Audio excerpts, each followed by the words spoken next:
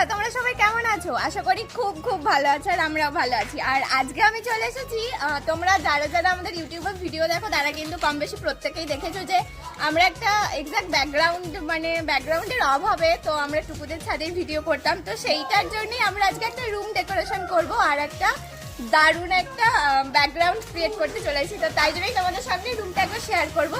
তো চলো এখন তোমরা ভেতর থেকে রুমটা দেখে আসবে।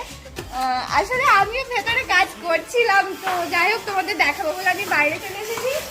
আর টুকু প্লাস দেখো আমাদের এতগুলো মেম্বার একসঙ্গে কাজ করছে সবাই। আর একজন কোথায় গেল দেখো দেখো দেখো তোমাদেরকে দেখো দেখো